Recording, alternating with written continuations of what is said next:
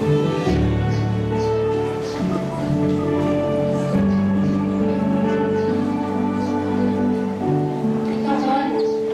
na makapangyarihan sa lahat, kami po ay nagpapasalamat sa lahat ng mga bagay at pagkakataong ipinasaloob mo sa amin upang marami namin ang pagtatapos na aming hinintay at pinagsikapan sa loob ng 6 na taon. Salamat po sa aming mga magulang na sumusubaybay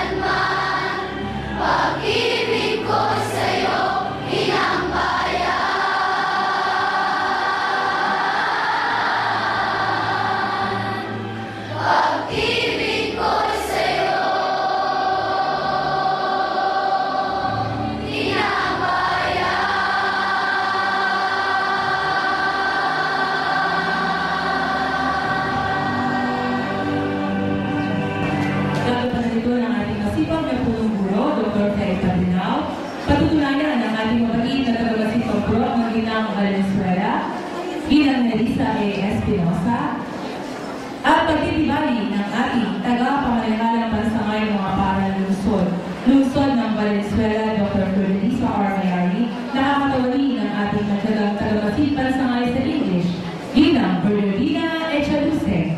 O sa inyong lahat,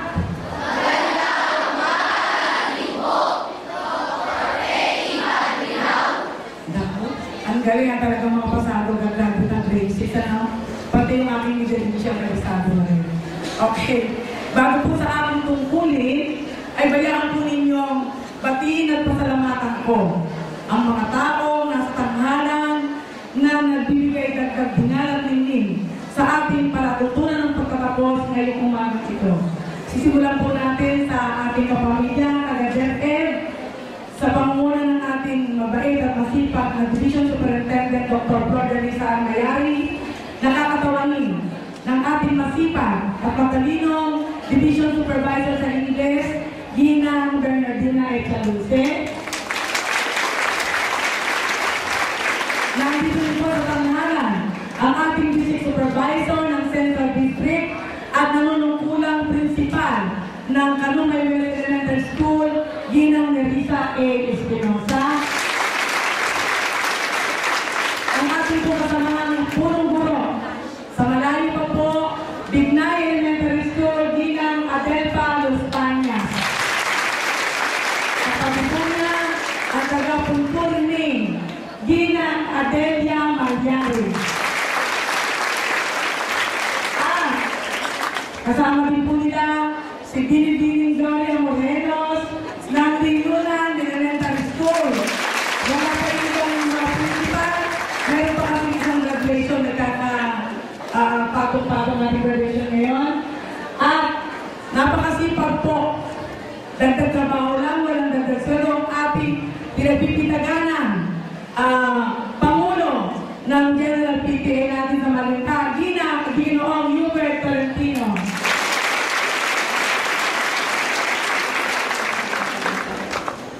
Ganon din po sa ating Pangulo ng mga magulang ang magsisipagtapos ngayon sa pangunguna ni Ginang Sheila S. Castillo. Ganon din po